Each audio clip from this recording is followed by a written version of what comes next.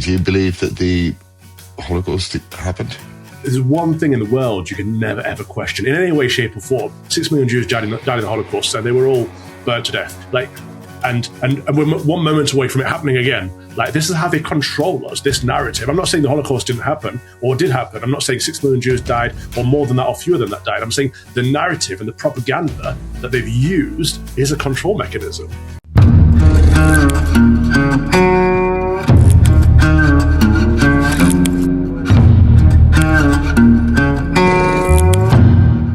Welcome to another episode of Laurence Doesn't Know How to Find the Heating in His Room in Winter in Poland.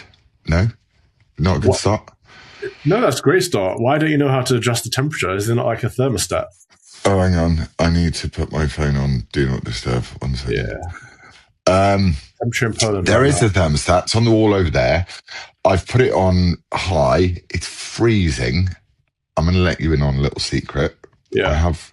Oh, my chat dance. Mate, it's like 1 degree C where you are. It's minus 11 C here. Don't talk to me about freezing, please. This isn't how I wanted. It's practically spring where you are. This is not how I wanted this to start. I wanted sympathy. It's funny because the whole of the United States, except for Florida, is freezing right now. There's this great big ice blizzard. I sent footage to Holly because I had to walk across this snow blizzard to get from the rectory to church just to come and talk to you. Oh, well, thank you for talking to me. How are you? I'm good. How are you? Did they let you out of Auschwitz? Oh, man. I got some thoughts on Auschwitz. Uh-oh. By the way, it's the 81st anniversary of the liberation of Auschwitz today. Yeah. Is it? Is that why you're there? Tuesday, 27th of January. No. I'm here because I wanted to learn about communism, and I ended up going to Auschwitz because I've never been, and Auschwitz, as they say in Poland, to find out about it. I mean, that place, dude, I just thought the German efficiency behind the way that was done. And you know why I don't buy the Auschwitz conspiracy theory? What's the conspiracy theory? The conspiracy theory is it never happened, which is fine. No, it was just an internment camp. No one died in it. The reason why I don't buy the conspiracy theory is because it's corroborated from multiple sources on all different sides of the thing. So from Jews to Roma to gays to prostitutes to criminals to the what are they called, the something Soldaten, the guys that had to do it. They took photos secretly, even though it was illegal. So I can't, I know we live in a world of it's impossible to believe anything anymore, but if there was anything you should ever believe, looking at tons of human hair and looking at, it's just, and reading and listening to the testimonies of people on all sides of it just makes me go, we're not a million miles away from that. And I think that the anti-Semitism which creeps in on the right, I mean, justifiably some, not anti-Semitism, but criticism of Israel and various, it's justified, but a lot of it is justified. But to deny the Holocaust, which is now the sort of pro forma view of the left wing in Britain, I think is absolutely horrendous. And I one of the accounts who's always been a big fan of mine, I'll read you what he wrote about you. They really reveal themselves. So he wrote something, and I just went, you know what? This is how you lose You lose the battle. Give my love to traitor Calvin. I do try to keep giving him grief where I can, although I do make sure to tune into his Yankee live church streams to support. And he's like, are you okay, mate? He's so passive-aggressive. But anyway, that's my Fox and Father follows, Starmer Out, who I've just unfollowed. You can he sent me a DM last night saying, please check on Laurence, make sure he's okay. I'm like, what do you mean? Why would I not be okay? I tell you what, it's heavy. It's heavy seeing how easy it is to create human slaughterhouses. That's easy. And the other thing that's heavy is life without God will lead you to demonic and dreadful behavior. it reeks of it. It does not look like a constant. It doesn't feel, look, or none of the testimony is that. And I do think that, these things, I sort of equated it to colonialism and all that in my way. It was like, we committed loads of crimes. The Belgian Congo was horrendous. And, these things, some of these things you have to let go as history leaves them behind. But that is an example of what men will do to each other if there is no God and there is just ideology. And I think that's really important. And then, I don't want to argue with you about it particularly. Do you believe that the Holocaust happened?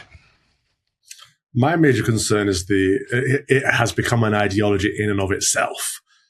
So the problem that, as I see it, is it's a massive idol of modernity. Just use your own words against you, for example, not in a hostile way, but just to highlight the example of all the things, this is the one thing that we must believe. And we're so close to it happening again. Those two lines have been parroted at us for 70 years.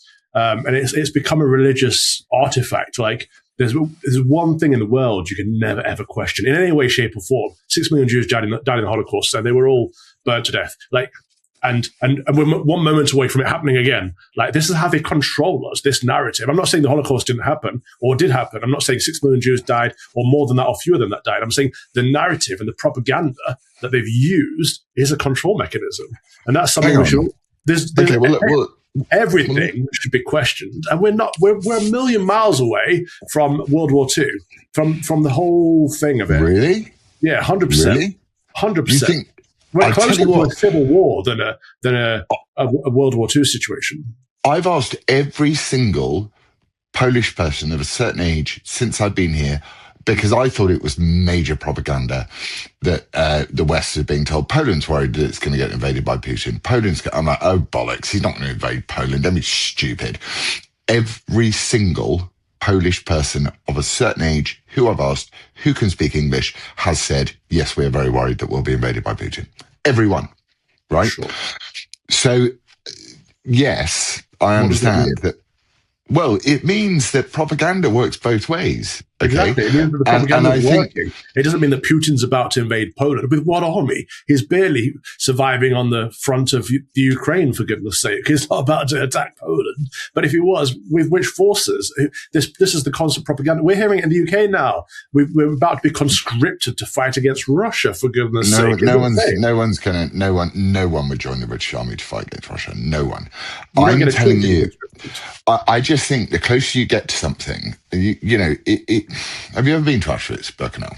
No. Yeah, I would recommend going. It's awful. Any people dying, but I'm just saying, just to listen to they're called Sonderkommandos or Sondersoldaten or something like that. There is a special little place where photos were taken illegally, because it was totally illegal to talk about the extermination of the Jews. It was illegal. There's a special area where the Sondersoldaten or Sonderkommandos take photos for posterity. They would be lined up against the wall and shot for taking it. So it's not like it's just the Jews saying, "Oh, we had a terrible time."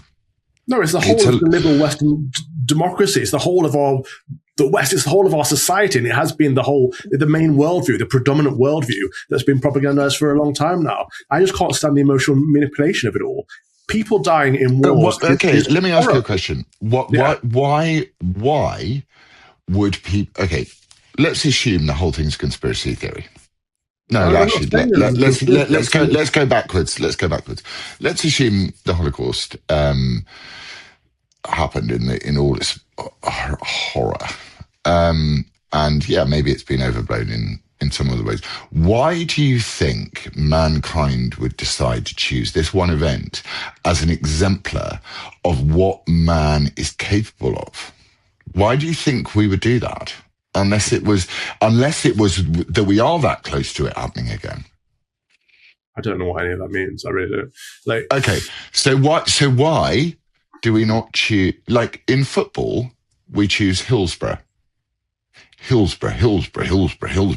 We changed football stadiums forever after Hillsborough. So, okay, so now I understand the answer to the question. So answer your question, why? Because it was living memory until recently. This is why it's all of a sudden changed, because Generation Z and Generation Alpha don't have that. We've talked about this before. They don't have that real life connection to it. So they're not obsessed with it in the same way that the boomers and everyone before them was. And so it no longer is that big everything should be shaped around it event. But it was, for the most part, since that event.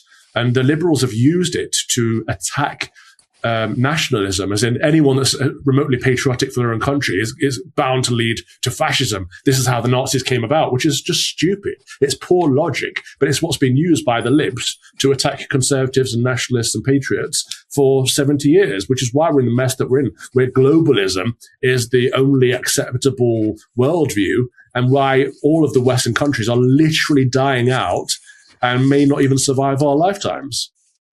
I'm really interested in the idea of, because obviously one is looking at communism at the same time. Right. This idea of fascism and communism. So fascism, I suppose, I'm not super clever and, but fascism would seem to me to be exactly the same as communism. Like, there's no difference to the man on the street. Totalitarianism is just totalitarianism. Like, the guy on the street is going like, "Oh, well, you're authoritarian over me." They don't know the difference. And I get the fact that fascism is a bit blood and soil. So it's like, we're going to fight for the Aryan race and, Sudetenland and all that sort of stuff. I understand what they call fascism. But Larry made a very good point to me yesterday. Yeah. He said the greatest trick that was played on the liberal Western world post World War II was the fact that there was any difference whatsoever between communism and fascism. Fascism, he extends it out to say that fascism is the end game of communism, really. Communism done properly is fascism. It's blood and soil fascism. So I was sitting there going, so there is no left and right, which we spoke about all the way through COVID and all that sort of stuff. But I do think that this growing thing on the right in Britain, that someone, I think the reason I unfollowed this person was because he went patriot down when I went, I'm literally going to visit Auschwitz. And I knew someone would, or a load of people would say that. It's like, why are you so fucking obsessed with the Jews, mate? And I'm like, I'm not. I just want to learn a bit about stuff. But I mean, it's timing, isn't it? Because everyone is obsessed with the Jews at the moment. And so the timing of a visit to Auschwitz is bound to ring alarm bells in people. But I think you're right. Communism is evil, but fascism is the tool by which communism is put into place, right? Communism is the devaluing of everything and making everyone equally poor by just taking ownership of everything. But fascism is the totalitarian regime that often is used to put that into power. But the two don't have to go hand in hand, but they more often than not do. So fascism should be seen as something as the far left rather than the far right. But again, this is part of that narrative that was flipped. It's cliche now, but the Nationalist Socialist Party was clearly a far left fascist party. It was socialist, not communism, but they were supposed to be fighting against Bolshevism, was the whole point of it. And actually, the world would be better off if we all fought against Bolshevism. But because we all got dragged into a world war, we ended up fighting the Westernism liberalism versus Nazism. Liberalism is what won, and communism took over from the East when Nazism was defeated. And so we ended up with a world that's half liberal, half communist, both very bad. And I'm not saying Nazism was any better, but I'm saying of those three options, they're all bad. What we should be fighting was British Christian nationalism. Yeah, so I don't think liberalism won. It absolutely did. We're living in a liberal world. No, I think we live in you come to Poland, tell you what, walk around the streets of Krakow, right? You walk around the streets of Krakow, that's England 30 years ago. Sure, but liberalism didn't win in Poland. Communism won in Poland. Poland was under communism. No, communism. For 45 years. Like England, France, Germany, they all fell. I think Poland was less communist than Britain is. So I think the National Health Service, the things that start to come to me is that any form of socialized anything politicized anything, police forces, health services, anything. I think they're not liberalism. They're actual communism. You are freer here. I walked today. I went to this place called Hooter. Oh, what's it called? Nova Hooter. I think it's called Nova Hooter, which was the ideal communist city. Okay, and I go with zero preconceptions about what I'm going to see. It's built deliberately over the river from Krakow, which is a ancient city with loads of churches in it. And so I go over to what? I've been there. It's beautiful. Nova Hooter, though, which is the communist utopian city, is stunning. Sorry, it's beautiful. Now I understand that the way Nova Hooter had to be built was, they just had to throw all the communist money at that because it was their big communist experiment, and ultimately it doesn't work because it's like a credit card and it's, you're just spending on the credit card. But the idea behind Nova Hooter, I would say everyone should get behind that. Huge, broad, wonderful boulevards, lovely streets and apartment blocks with huge buildings and the finest materials known to mankind, and stunning. Admittedly, it was bankrupt because it was bullshit. But that was communism trying its best to go, this is what it could look like if everyone had decided that, human frailty wasn't part of the social experiment. It was impressive. I was expecting to walk into like a scene out of Call of Duty with like sort of bombshells everywhere, but it wasn't. It was absolutely stunning. And what's interesting about it as well is that the bishop who became John Paul II in 1978, there were riots. They said, what is missing here? And in Poland, so Poland was never really communist because the communists knew that the Polish were Catholic. So they never, ever, ever, ever tried to say you can't be religious, which is, opium of the masses, Marxism stuff. So the communists let the Poles be Catholic. So the man who became the Archbishop of Rome, John Paul II, lobbied to have a church built in Nova Hooter, and there were riots between the socialists going, no, we don't like a church, not so good, the religion is so bad, and him going, no, we need one. And it's out there in the middle. Well, it's actually just north because, communists are communists, and it's in the shape of an arc. And there were riots over this thing. There were riots over a church, and it made me believe again, just to take us around to Auschwitz. It was like Auschwitz is a place where God doesn't exist. It was all about what man can do to man, and socialism and communism is again a place where God doesn't exist. And the reason why the Poles were the first country to fall in the domino of the satellite states was because they had God in their lives. That's what I was trying to say. Okay. Well, what's the laugh? And is that going to get worse as you get older? Because if you're going to sit there and talk to me and go, shut up, boy. What do you know about nothing? I just poor Poland. It's a beautiful country, great people, but it was used as a pawn by all of us, and we used it as an excuse to get into a war, and then gave them up to the communists at the end of it. As in the whole point of it was, pointless, really. It's a shame what happened to Poland. I think it was 6 million Poles died in World War II, and that's a grave shame on all of us. Yeah. So, okay, well, we've now done how I am. How are you? I'm good. As I say, it's stormy out here, and it's very snowy. I'm enjoying sliding around on the roads, not being able to see a few feet in front of me. It's actually quite exhilarating. All good. Nothing to report. How's ice? How is ice? How is the nervous breakdown, liberal nervous breakdown over ice? Are getting a lot of support, as they rightly should. People should support their local law enforcement. It's very woke to want to get rid of all cops and call all cops B words and stuff like that.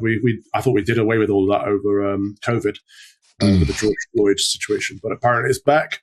People hate the law being enforced. People hate order because order is good, and people want to live in a globalist, border-free society, which is not where we live. Like nations have borders. Borders should be upheld. Otherwise, we continue to let in some murderers. And as we see the results of this in London, it was reported this week there's more than one every hour, and they're just the ones that are reported. For goodness' sake, where do we think all this are coming from? It's insane that we let it happen. But yeah, so, ICE are literally rounding up the worst, the top of their list at the moment. They're not even up down to the average illegal invader. They're getting the worst people, like the child predators and stuff like that. And people and lefty libtards are fighting against it as if what? I don't know, as if they just want their country to fall and they want their wives, daughters, and nieces and girlfriends to be raped. It's just disgusting. Do you think they would sacrifice their children to the ideology? They literally are, aren't they? No, but do you think, like, if they were given a direct question, like Giles Corrin, who said, you know, in all his grandiose ridiculousness, bless him, he's not an idiot. But he's an idiot over this. He's like, I've cancelled my trip to America. I can't cope. I'm not taking my. And it's like, well, where are you going? To an ICE detention? Or, you know, operation? What are you doing?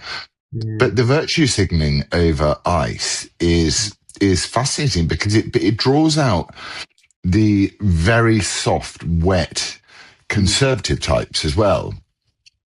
And I think they think they're conservative. They're just liberals. I saw one video of this mother with, I think she had a 1-year-old, and she put the 1-year-old, wraps the 1-year-old up because she was going to take her out into a storm, some kind of anti-ice thing or something. She put the 1-year-old in one of those things, spindles or whatever, attached to her back.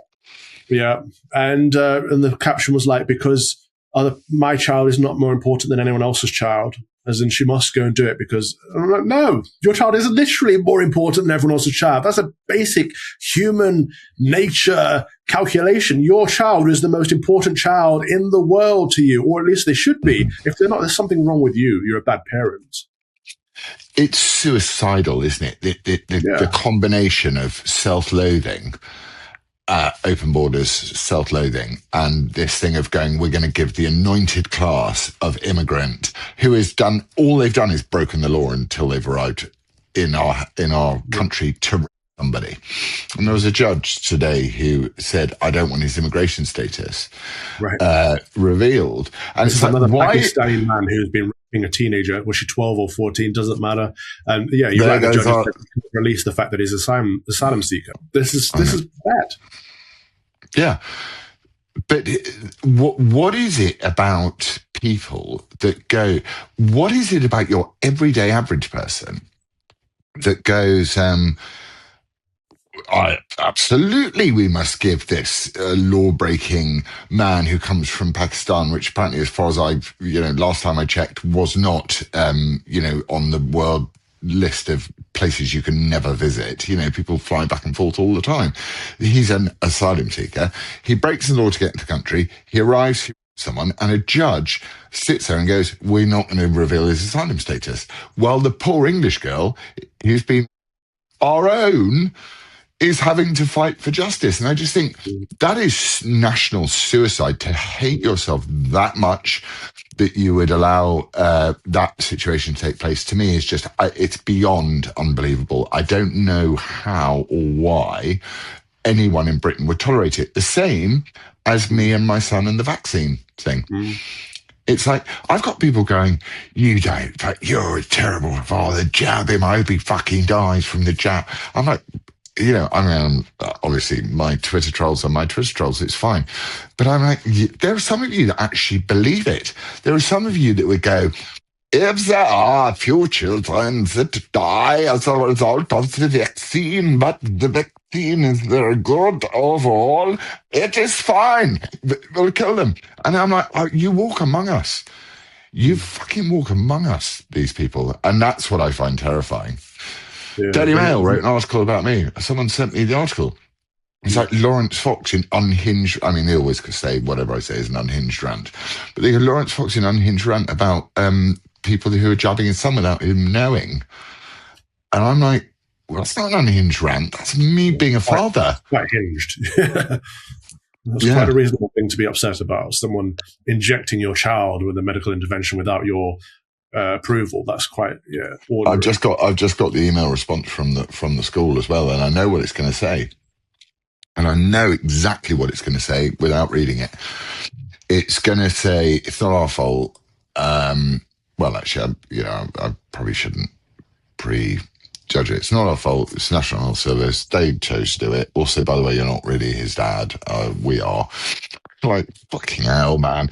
I'm so sick and tired. This is why I've always said, and we've always said, that there is no political solution to this problem. Because if you have your everyday simple things undermined, like you're a parent or you're, the priority of the well-being of a child, and it starts with things that you really care about and I really care about, like abortion. It's like, that's child murder. Let's just call it what it is. But if you undermine relentlessly the role of the parent, and the parent doesn't push back, then you've lost your country. It's gone. It's finished. It's over. I don't see, voting for reform is going to change any of that. Great, Suella Braverman. Good for you. So we'll get to reform, but part of the problem here is the liberal judiciary, which has been captured across the board. So this judge telling the jury, saying that the jury could not take into consideration the illegal immigrant status of the is a captured judge, and that's wrong. It's not putting the victim first. It's putting the perpetrator first. Likewise, over here, Don Lemon stormed on a church. I think we talked about the actual storming last week, but the Department of Justice tried to put out warrants for his arrest, and a liberal judge has rejected the arrest warrant, even though he's accepted that there may be plausible cause for such an arrest. I think the FACE Act and the KKK Act are two acts that he may have been in violation of. But liberal judges are saying, yeah, he may be guilty, but we're not going to let you arrest him. That's absurd. Who are they? The judges are running the countries. It is crazy. And again, sorry to drag it back to Nuremberg and Auschwitz and all these war crimes things. There was one of the... and this I think is a true story, someone will correct me in the replies if it's wrong, that one of the Allied prosecutors of the German war criminals had grown up reading the jurisprudence and the logical, state of fairness of one of the chief German protagonists of the nastiest things that ever went down. So I'm fascinated by this separation between the man and the spiritual man, because that's where I'm sort of going. Man is a base and depraved thing. That's what it is. It is. And the spiritual man is a man who knows he's base and depraved. And that seems to me to be the line that's drawn down the middle of whatever we call society is that you either look at the world and go, oh yeah, it's bad things happen because humans are bad, or you sit there and go, we can make it better if you just do what I say, which is the sort of human instinct, isn't it? And it's getting worse and worse and worse. It's trending all the way in the wrong direction, certainly in the UK and certainly maybe not so much in America, but that Time magazine cover, and you're just sitting there going, how much shit are people going to actually buy before they turn around and go, nope? Because the Polish there was a girl, so there's this, and shout out, by the way, to Crazy Tours on Instagram. They pick you up in a larder. It's hilarious. They pick you up in a larder. It's a young girl, and she takes you around Neighborhood and she tells you all about communism. And it's brilliant. It's such a great idea. But that generation are absolutely based, fully right-wing, have zero time for wokeism whatsoever. And I'm like really hopeful in that way. But what is it that stops people from turning around and going, you say liberal judge. I'm like, that's not a liberal judge. That's an anti-fairness actor. That's someone who shouldn't hold a position of high office. You can't politicize the judiciary. Do you know what I mean?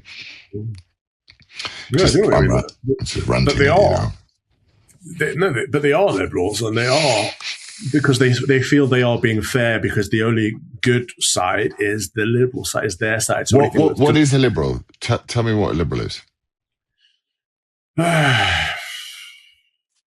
Someone who believes in the modern post-Enlightenment worldview that tradition is bad, conservatism is bad, nationalism is bad, one world government, globalism is good.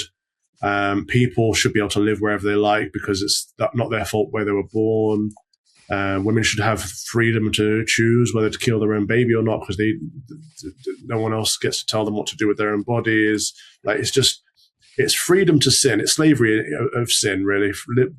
Liberalism is the path that we've been led on since the beginning when the serpent was whispering in the ears of Adam and Eve in the Garden of Eden. Liberalism is truly freedom from God, slavery to sin. And everyone can argue about liberalism all day and say, no, classical liberalism or modern liberalism or this liberalism. It all essentially means liberté. It means freedom from God and freedom to sin. That's what it really comes down to. No shackles, but full of chains. No shackles, but full of chains. Okay, let's break that down a bit. So the serpent was a liberal. I love it. Yeah.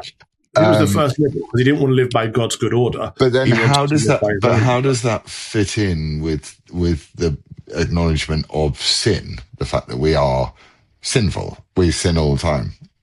How does that fit in with that? Well, it fits in because liberalism is opposed to order, because order is seen as restrictive and bad. Whereas God says no, order is how you should live your lives. Order, shape things around good order, his order, and everything will be fine. Whereas if we break apart from that, that's what we call sin. Like movement away from God's good order is the word.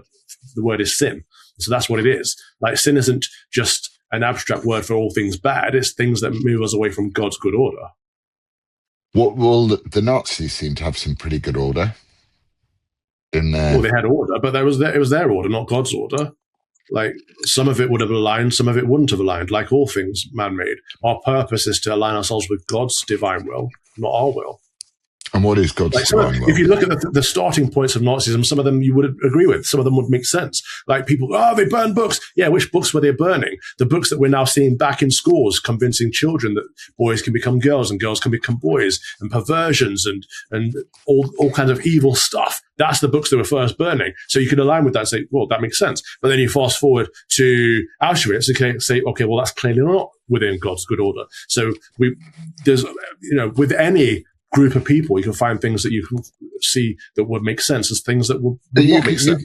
But it's the idea that we've somehow moved past all that. We can't have an actual logical or pragmatic conversation or reasonable conversation, not you and I, but in general, because what modern liberal progressives have done is they've replaced Satan with Adolf Hitler. He's actually worse than the devil. People are fine with their children dressing up as the devil. Let their child dress up as Adolf Hitler, see what happens. Like that tells you everything. Yeah, you're right. You're right. You're absolutely right. We have made puppets of true demons. Yeah, I believe that. I 100% believe that. And I have been, I've been with tour guides relentlessly and historians, and they're all history teachers, most of them retired, and obviously Larry, who talks about this stuff. But there is a demon. There's a lot of conversation about the fact that what happens to people who cause harm to other people on that level is truly demonic. They stop being people and they start being demons, and that's Satan obviously crawling out from under the earth to come and get us. And I can't see it in any other way anymore. But I suppose what you're doing is I'm always trying to put a best case scenario to your argument, which is, let's get beyond Jews, Christians and stuff like that. But you could make an argument with the way that you're talking. You could make an argument to say the Holocaust was a good thing. You could use you could turn around and you could say, well, the Jews are really evil. They killed Jesus. They're the cause of all this problem in the first place. Let's wipe them out. Why did Hitler hate the Jews so much? That's what I want to know. Like, what was it about the Jews that pissed him off so much? He thought that Germany was sold out by the Jews after World War I, right? That's what he thought. And he may or may not have been right. I don't know enough about the checks that were signed between the reparations bills of World War. I don't know enough. But I know that his argument would be Germany would have survived and thrived instead of the Weimar Republic, which was wokedom, and I get that, it would have survived and thrived if only it wasn't for the Jews and the gays and the things and the prostitutes. To be fair, his policy wasn't to kill all the Jews. That was brought about because of World War II. His policy was to to get rid of them. It was to mass deport or repatriate them. They were going to move them all to Madagascar, which is where we are. Sorry, they were going to send all the Jews to Madagascar. But once the war was coming to an end, and he realized that his time was limited because America's getting dragged into the war, and he knew that Germany couldn't win. His final solution was to eradicate them. He was trying to wipe them out with the limited time he had left, which eradicating any group of people is wrong before anyone tries to twist this. But my point is that wasn't what the war was about. That's not why we got into the war. Everyone these days just sees the end of the war and thinks that was the whole of the war. Of course we had to go and fight Germany. They were killing the Jews. That's not what was happening. That's not why we engaged. Yes, and also I do think there is an argument for, again, look, I think people never do this, so you might as well. And this conversation between you and I is probably the best place to do it in a good faith way. Is to say, if you go, well, northern Czechoslovakia is that's the Sudetenland. It's ours. You look at a map of Poland, for example, over the centuries, Poland was huge. It was massive. The Germans and the Russians did a deal to split it in half. And you know where Auschwitz is? Just in the German half. Just here. This was Germany. This was Nazi Germany, not forever ago. So geography plays a crucial part in this, but therefore, then you get into a problem of nationalism. So Hitler can quite reasonably turn around and say, "Well, these Sudetenland people, they feel like they're Germans," in the same way as Ukraine. Reuniting the ethnically German people was not a bad thing. That's a fine thing. But this is. I want to reunite the ethnically British people. Right. At least enough. And then Putin turns around and goes, well, the whole of Rus, whatever it is, was started when they went off to try and work out which religion that they were going to follow in Ukraine. It wasn't in Russia. So why do we is it liberalism, to take these very selective views of history, which I think is me trying to give you the best faith part of your argument against not lionizing one particular suffering over another? I think that's probably what I'm trying to do. Does that make sense or not? Yeah, that makes sense. So Russia belongs in Ukraine, really. But Boris Johnson will tell you that, it's the fight for our survival, and we've got to conscript everybody into fighting for Ukraine. I'm like, well, no, sorry. Can we not stop people coming into our city? I tweeted at Sadiq Khan yesterday, who goes, "It's time to have a debate," while turning his replies off. And I just noticed it today. I tweeted at him. He was like, what ICE has done is terrible and it's really, really bad and, blah, blah, blah, blah, blah. And I just I tweeted something at him like, there's every 54 minutes in London, sit down. Yeah. That's had a million, millions of views. Good. Because people are sick to death of it.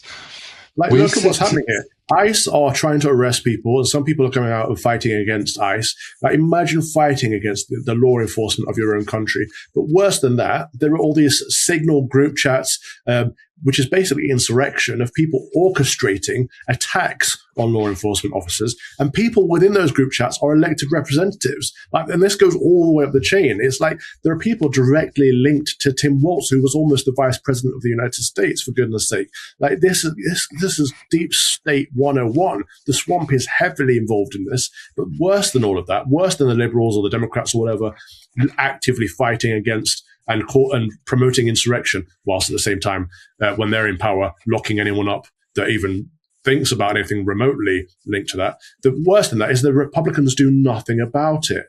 So whilst the Democrats are in office, they use all their power to crush conservatives, nationalists, and patriots.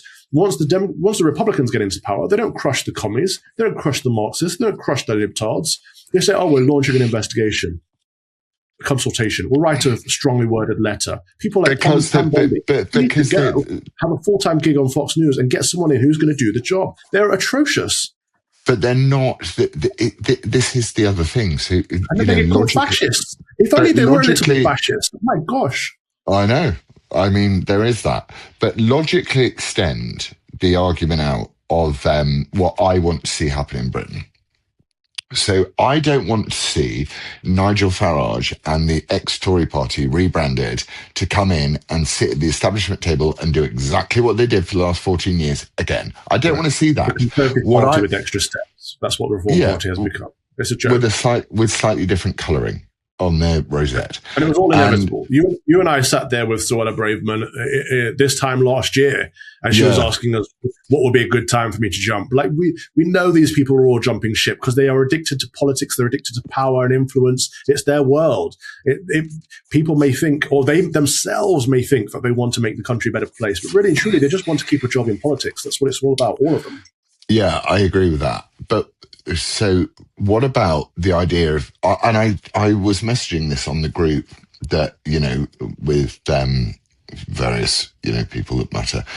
And I said, the only thing I hold faith in is the individual rising up and living the life they want to live, showing other people the life they want to live. Oh, excuse me. And then joining with others to live that life. But that is communism. So there's an argument to be made. I could make the argument that me saying that Tommy is absolutely right is a communist argument. It's like we, the people, the workers, need to rise up against the blob, the professional class, or whatever it is, that the establishment. That's quite a communist thing. So, But no, because you're not worry about it. Perspective. You're not trying to tear apart anything that anyone has built or anything that anyone owns. You're not trying to take their property and their rights. You're trying to give them back. You're trying to enable people to live within a system that's broken with the property and the rights that they have. And that's the difference. I think you're not a collectivist. You're not an individualist either. You're somewhere in between, which is where we should be. And that's that, yes, we have a collective duty to each other, and to make sure that we help each other as a community, and we create systems so if people do fall through the net, that they have a backup. But also on an individual level, we have the opportunity to thrive if we put the effort in, and chance is on our side. And that's important. Both ends of that are important. I think you have that. Okay, so that's quite heavy. We've done 42 minutes of heavy. We're now going to go lighter. Okay. All right. I agree with you. I agree with what you're saying. Right. Where's my little crib sheet? Let's get on to the show that we were meant to talk about. I love it. You and I was like, whatever. I mean, we kind of cover it. We kind of cover it. Right. Yeah, we've done the foot rapes. Okay. So, we've kind of talked about this before, but I want to know, do you think America is losing patience with Britain? No. I think America has its own things to worry about. I think we in Britain tend to think that America gives a damn about what we're doing. But they must care a bit. We've got air bases here. We've got a load of stuff here, which, like America, we are there. In the periphery, sure. I'm not saying they don't care at all. Not in the periphery. They've got far too many priorities. We'd be a launching pad for any, like, if there was a war with the Liberals, there's going to be a war with Russia, Britain would be a major staging place for any defense of Europe against whatever, So do you think so your view is America doesn't really care about what we're up to? And my view is America's got other things to care about. And I think the average American is worried about making a living and food prices and everything's soaring up. I think they care about things like the young white girls that are getting killed by illegal immigrants. So they want border control. I think they're concerned about Zionism and Mohammedanism, both infiltrating this country. I think there's a lot going on. The Epstein thing is still a big issue. People want to see that the government they voted for is actually the government that is against the establishment, against covering up for pedophiles, and against the swamp, rather than covering all that stuff up. So the average American has a lot more concern themselves about, but the state may be more concerned about what's happening in Britain and wider Europe. But again, I think I covered this last week in that it's in America's best interest for Britain to be stable but weak. Right? It's not in America's best interest for Britain to be as strong as it was, but surely at the same time they don't want Britain to fall to the Mohammedans or any other crazed kind of demographic. Can you imagine if the Mohammedans totally took over and then they've got their nuclear power? That would be scary for everybody. Well, not only can you imagine, but it's going to happen. Should we get on to some questions? We're at 48 minutes. Why not? Okay. Right. I'm worried that we've agreed with each other. I was hoping that we were going to become the new Toby Young and James Delingpole of podcasting, where it all exploded because of the Jurgen. But it seems that we've managed to bring it back. I haven't put enough research in because I've seen bits and bobs of, the chimneys weren't there and then the chimneys were there. So were they workhouses? Did people die of fatigue and plague and pestilence and famine, or did they die of being cooked? Like, I don't know. People dying is always a bad thing, but I'm not entirely sure what they died of. I haven't done enough. It's slaughterhouses, human slaughterhouses. And actually, the thing that was so powerful about it was it doesn't really matter. It was the removal of your individual sanctity, regardless of whether whatever happened. But there is no accounting for the 300,000 missing Hungarians, the 200,000 missing Polish Jews, the over 180,000 missing German Jews, the 28,000 Roma, of which something like 1,200 survived. There's no accounting for that. You can't just suddenly go, oh, well, where did they go? Like, it happened. And not only did it happen, I think I have a genuine feeling that if we're not careful. Do I believe in the 6 million? Well, no, yeah. I don't. But I don't think it matters how many million died. I'm with Stalin. It's the narrative. It's the narrative. I'm with Stalin on this, which is a single death. Phrase I thought I'd hear today. Well, no, but it's like single death is a tragedy. 1 million is a statistic. I'm with Stalin on that one. And to be fair to Auschwitz-Birkenau, they have revised their figure down to 1.2 million. Okay. So just in that camp, right? So they do try and fact check themselves. It was like, there's 2 million were killed in this camp alone. It's like, no, they've revised that figure down. So is some of it not true? Is all of it not, you can go around about the houses on that one, but I'll tell you something. When you introduce hyperbole and or push on the edge of lie, you undermine the whole of the truth. That's the problem. Yeah, no, and that I know that's where you're coming from. So, and I get it, but I stood on the place where it happened, and it drained my soul, drained out of my body into the ground, and demons were there. And that there is no doubt about that. And even if you forget about the entire Holocaust, just Building 11, which is hugely well documented, what happened in Building 11, the beginning of the gas experiments, the beginning of the killing people. It was economics. This is what was so awful about it. And the fact, all of that, that's undisputed. So even if just that happened, that one demonic building is enough to make me go, human beings are utterly satanic people if they don't acknowledge their own sin. I mean, the thing is, if you can't say this is a sinful act, if you're relativistic about anything, you're fucked, because you have to go, that is sinful, that is noble or worthy or whatever, that is holy, whatever it is. But anyway, let's do some questions. Right. I don't have a name for this person. Is America showing Britain what happens when the state keeps using force instead of earning trust? No, I don't see the state using force in America. I think the state needs to use force. That's part of the problem.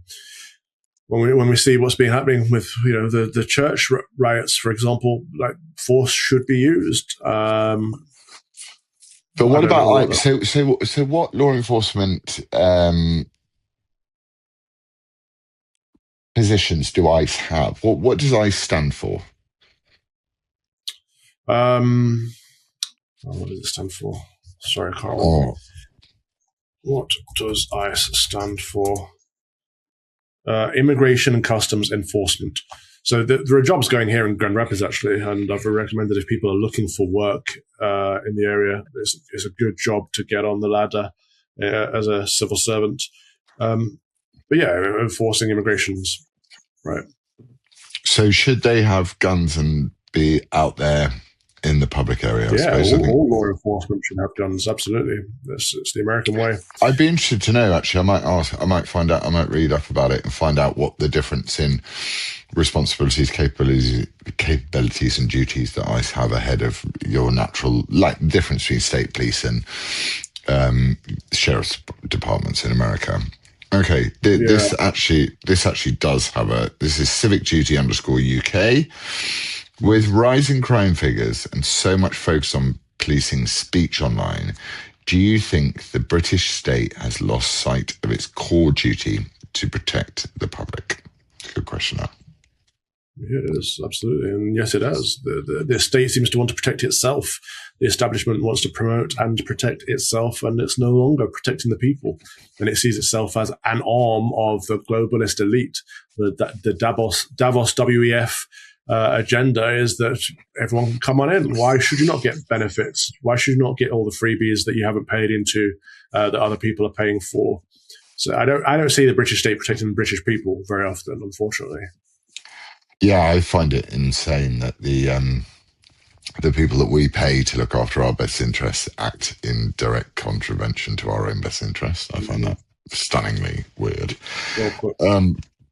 Okay, this is definitely not an American person who's asking us this question. Minneapolis Patriot 22.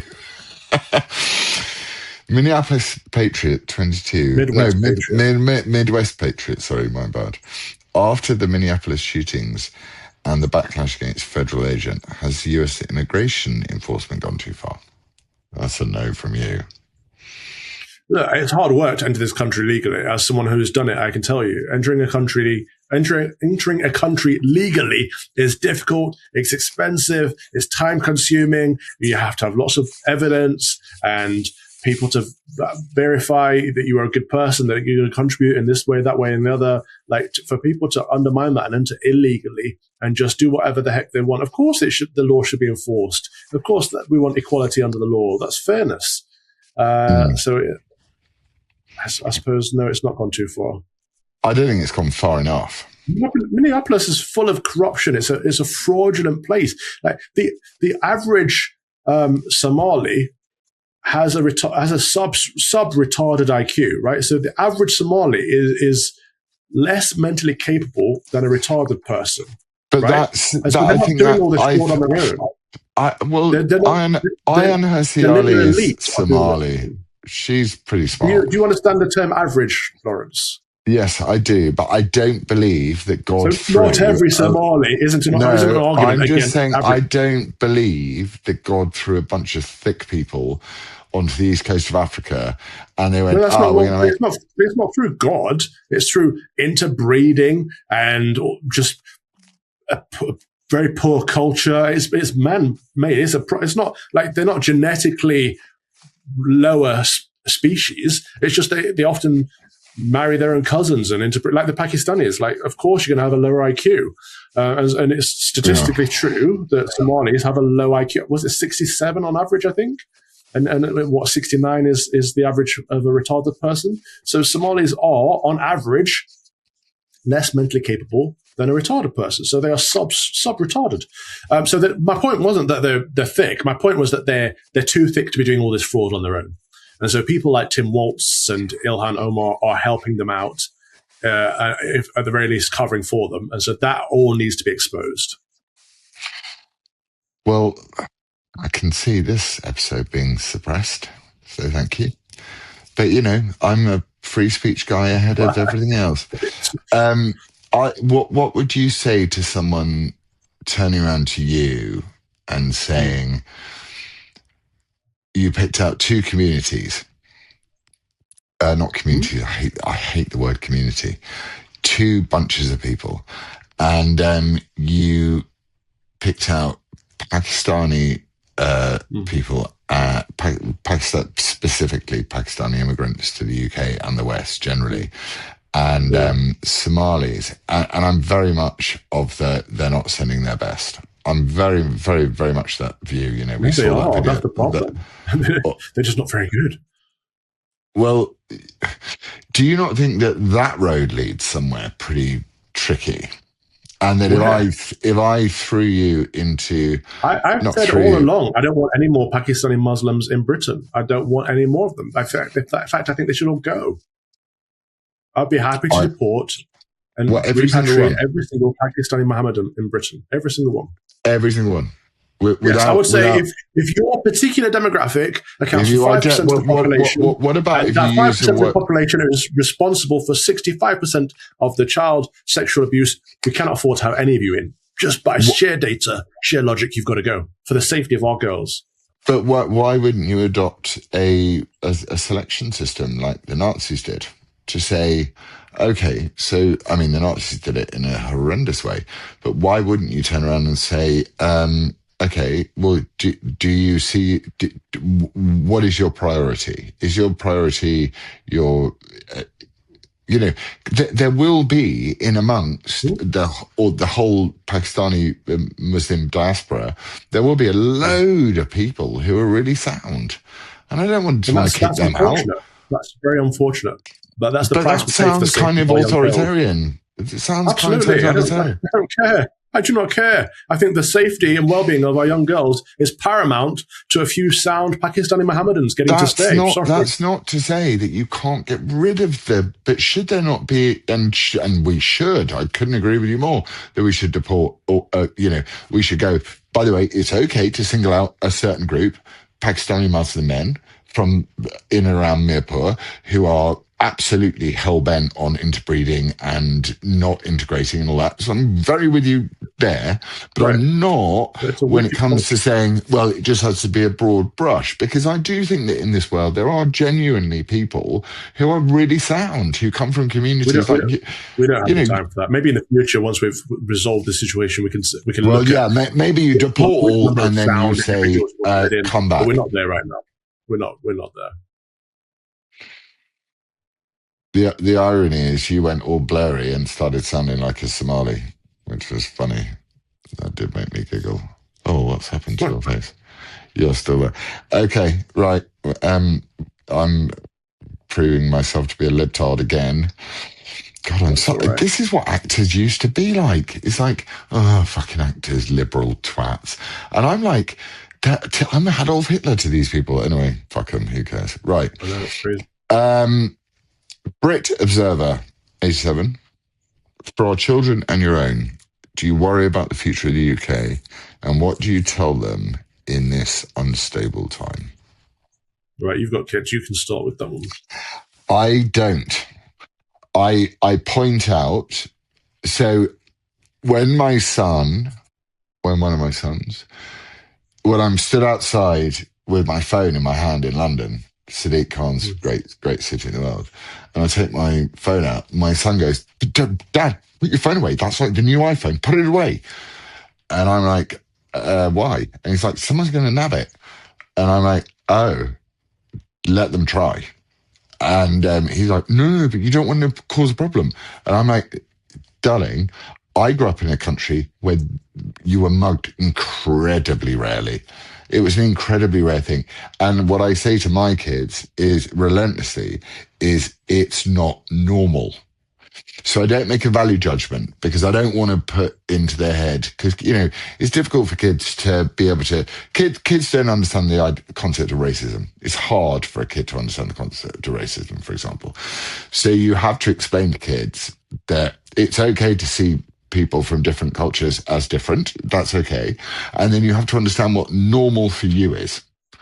That's my approach with them. And it's actually a very nuanced question. I don't feel at all worried about the future of our kids, because our kids are in absolute rebellion against what came before, in the same way as the Polish people that I've spent this last week with absolutely hate the liberals that destroyed them. So whether Keir Starmer and the Green Party and Zach Polanski and other idiots can try and convince the kids that, being woke is great, they're going to fail, because by the very nature of inheritance, the covenant they've inherited is rebellion, and they're going to rebel against woke people because woke people are stupid. Whether they're right or wrong, it doesn't matter. Do you know what I mean? What do you think? I do know what you mean, absolutely. I remember back in the day when people say, we just need the boomers to get out of the way and things will resolve themselves. I'd be like, that's an awful way to think, right? You can't wish an entire demographic of people to be gone. But I understand it now. And I don't wish an entire demographic of people to be gone. But I understand that when the boomers are gone, things will get a lot better. And actually, after our generation, once Generation Z comes up and they're running things will be so much better. I'm just thinking of the church as an example. All, 80% of the bishops in this country are gay, right? They're gay libtards. But 95% of Gen Z, the priests coming up, are sound and orthodox. And so once those boomers have gone to glory and time has progressed and the Gen Z has come up and they are the ones who are the establishment, they'll turn things back around because they are sound, they're orthodox, and they don't mess with the woke, liberal, progressive narrative anymore. They don't care about that. They care about truth. And so I think the world will be better after us, actually. I have a lot of hope in the future generations. I think we will, in our later years, we will see the flowers begin to blossom of I hope we get to see what's coming about. I think we will, if we don't get struck down by some, evil bug. But I'm a millennial. Millennials have been apathetic and weak. The boomers ruined everything, but the millennials have just sat by and moaned about it. Whereas Gen Z are like, no, we need to turn things back around. And that's fire. Yeah, good. Well, that's a hopeful end. So have you got any Fox and Father follows? I always forget Fox and Father follows. You give us yours while I have a look. Okay, mine is Sunil Sharma, unless I did him last week. So, what I just need to find is... you always get your diversity quota in with your Fox and Father followers. I like Sunil. What's wrong with... He's a nice dude. I'm not saying anything against Sunil. I don't give a shit about... Mine's going to go to @_Holly Valance, who has just released a summer banger. Yes. And it's an earworm, and I wake up with it in my head. It's really annoying me now. But it's Kiss Kiss XX My Arse, I think she's called it. She helped write it for this super progressive movie. Okay. So Holly is amazing, by the way. I've got journos, because we're all mates. So I've got journalists who they're like, you'll never appear on British television, whatever. Kind of, hi Laurence, how are you doing? Can we have lunch? And I go and have lunch, and they're like, because everyone wants the inside on reform, and I'm like, you don't need the inside on reform from me. I don't. You know what I think about reform. I write it on Twitter. And then they're like, what do you think of Holly? Do you think, and she's sort of the actual real version of that CGI, what's it called, AI thing of the purple-haired girl, Amelia, or whatever it's called. Anyway, Sunil Sharma, UK. Amelia is fantastic. She is fantastic. Sunil Sharma, UK is for me. And that'll do it, I think. I don't have any others. Larry, follow Larry Taunton. I'm sure you do anyway. Follow Camilla Tominey just to watch Camilla Tominey for me is the face. I love this so much. This is the face of someone who's livid. And then he's What's she livid about? flanked by Katie Hopkins and Laurence Fox. She's just livid that people care more about. She's just livid that people care more about us than they do about her. That's all. And that's the ultimate thing of vanity. Camilla Connelly is a perfectly nice woman, right? She's perfectly nice. You can get on with her very well. But her problem is she's stuck in that metropolitan liberal elite bubble. Same as the Conservative Party. They can't see outside of their bubble. And so everything outside of their bubble is like, no. That's why she's panicking and flapping of someone being flanked by Laurence Fox, actor, libtard, Katie Hopkins, moderate, centrist. What is she on about? They think that by demonizing those that say the truth, that it makes them appear more intelligent, but it doesn't. It just makes them appear more pathetic. And that's one day fine. You're going to come out as far right and fascist as they all think you are, and then they're going to worry. Well, also one day, I mean, part of it is one day I can just sit back and I could sit back for the next 5 years and just let it happen, and then come back in 5 years and go, by the way, me and Calvin were right.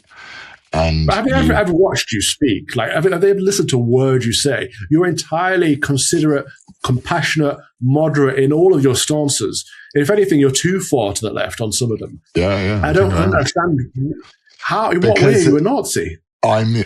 Because it's the ultimate betrayal for a showbiz person. And you love the Jews. I know. I'm so sorry. So sorry, Father. Forgive me for I've sinned. Pray us out, dude. You started out by inviting all of these people to speak with you, and this is the thing that really gets to me, because your whole thing was, let's have a chat. People with massive disagreements, let's have a chat. That's how it used to be, and this is what you started by doing. And everyone's like, oh no, he's talking with that person and that. They just want to silence everyone and everything. Well, also, I realized very quickly that didn't work with certain people, because what they wanted to do was tell you why you were wrong and why you needed to repent your worldly sin. And because I'm a Christian, I believe that the only person I have to repent to is him. Yeah. I have no repentance. I've got both the women's names now. That smarmy journalist woman. She turns around to the blonde girl with the jeans who everyone loves. She's like, don't you want to repent of what you've just said? She's like, no. That's what it's all about. And I'll never do it. And part of me thinks, if I just shut up for the next 5 years, everything that I've said and you've been saying, and anyone who's been brave enough to put their actual fucking livelihood on the line, sorry to be rude, but there have been times when you and I have spoken, I'm sure you won't mind me sharing this with the audience, but there have been times when you and I have spoken when you're like, I don't know whether I'm actually going to be able to get home. The number of attacks that one has gone through. And I'm going to actually write along. I'm going to start doing these videos, which I did one the other day. I'm going to do another one. And I'm going to do another one about I'm not going to say what I'm doing about. Why would I preface it? But it's going to be really good. And it's going to be about the fact that, everyone has feelings. Just because you feel your feeling is more righteous than mine and yours is more compassionate than mine, it doesn't mean that mine doesn't exist. And that's what I realized when I went and spoke to Bonnie Greer. And I sat down with her after question time, and she was like, you don't understand that white people are fucking evil towards black people, and black people. And I'm like, I don't really want to have that conversation. I don't look at the color of your skin. I don't care. And these people that are still on the BBC going, oh, well, education needs to be designed for black people. I'm like, no, it doesn't. It needs to be designed for English people. And if you don't see yourself as English, fucking leave. Go somewhere else. Literally. And it's the same with the Muslim. It's the same with everyone. But on the libtard side of my personality, I'm like, but if you want to be part of the journey, let's go. And that's where you and I would probably deviate. But this is the good thing, you see, because you and I agree about a lot and we disagree about a lot. But the really important thing, which is the one true God, we agree about. And that is the only defense you have against Mohammedanism. You don't have a secular defense against it and you don't have a secular defense against any form of ideological attack. You only have a spiritual defense. That's it. Yeah. Love you, brother. On that note, should we pray? Yeah. Can you do it? Wait, sorry to preface your prayer, but can we have like a more audience-based prayer? If you want to give an extemporary prayer, you're more than welcome to. I will pray the way I pray. Yeah, but I just don't want you to go, we thank you for St. Agnes's 33rd birthday. Can you not just give us one of the others? I don't particularly care what kind of prayer you want. You are welcome to pray how you want to pray. I will pray how I pray. Okay. In the name of the Father, and of the Son, and of the Holy Spirit. Amen. Almighty and everlasting God, mercifully look upon our infirmities, and in all our dangers and necessities, stretch forth thy right hand to help and to defend us, through Jesus Christ, thy Son, our Lord, who liveth and reigneth with thee, in the unity of the Holy Spirit, ever one God, world without end. Amen. And that is for our audience. That's for all of us. Now, your turn. You say your prayer, Laurence. Oh, so you put me on the spot now. I don't usually do a prayer.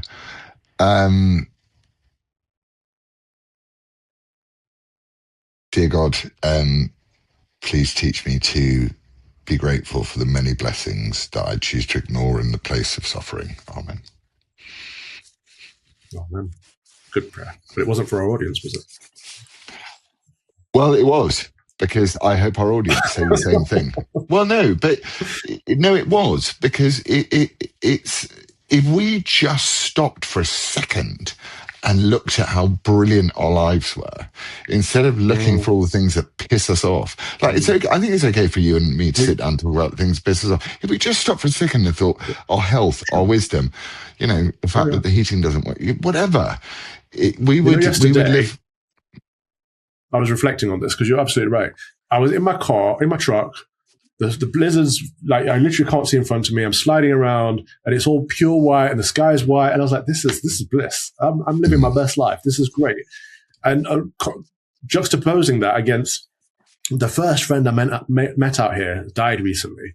And so I had her funeral yesterday as well. And it just makes you put everything into perspective, doesn't it? Because like, the lovely woman, Christ-filled woman, like full of joy, smile that lights up the room. As soon as I got out here in September 24, she came to visit and kind of welcomed me to Grand Rapids. And she always invited me to lots of events. She pretty much ran the local GOP. Christmas Eve, she came to my church instead of her church because she wanted something more traditional, as people often do at Christmas. But she knew that Christmas Day, I was going to be on my own because this is the first Christmas I have without any family, because last year my father came over to spend Christmas, and obviously I'm based out here now and I've got services to do, so I can't just go back to the UK. I can't go home for Christmas. Dennis, Sorry. Just shout out to Dennis. Dennis, shout out. She came back on Christmas Day and loads of people came around. I had a dozen people were playing cards and dominoes and laughing all night. We had a good time. But she made sure I wasn't on my own at Christmas, which, that's the kind of woman she was. A few days later, I got a call that she just dropped dead, just died, just like that. And it's a reminder of our own mortality, but a reminder of the people that we know and love and the smiles that we like to see. We don't get the privilege of having them forever. And it was just, a stark reminder of that. But I wasn't depressed about it. I was happy that I had had that year and a half or 2 years of her in my life. And I got to speak with people who'd known of her a long, long time and been blessed by her company. And we prayed that she is now in the communion of saints. But it just made me reflect on the things that I am happy for. And just driving down that snowy road with nothing but white all around, with peace. I tried to call you, actually, but you didn't pick up my call. Sorry, I had my phone on. I had my phone on silent. I definitely think that. I definitely think that it's good to reflect on what it's like to be inside the car and what it's like to be outside the car, and those are two totally separate realities. And I don't think it's wrong to think this is why the climate people piss me off no end. It's like I'm inside a heated 5.2 litre Hemi that is going to drive me from A to B, and I'm not out there, but I can appreciate and enjoy it with my heating on and my music on. And why would God hate that? He wouldn't. And that's why these here's my final thought about you. Sorry, go on. Yeah, no, you go. I didn't want to interrupt, but I was thinking about you as well, because you were the one who started me off on this whole buy old cars thing. Because when we were in Greece, you had this old hunk of junk that you call the honey magnet, babe magnet, that has no computers in it whatsoever. And of course, this is another thing, flipping Republicans, they've just helped the Democrats pass a law to put kill switches in every car from 2026 onwards. So every car in this country now your government can control it. They can shut it down. And right now, That's it may been be going if on you're a for criminal. years. But in 5 to 10 years, it may be if you haven't got enough social credit or you've tweeted something wrong about Israel. This is disgusting. But anyway, my old truck is another reason I like to have. It's 2011, but I think buy old tech is a good sign. I think the people, and I really think this, it's my massively unpopular opinion. We should introduce unpopular opinion of the week, actually, next week.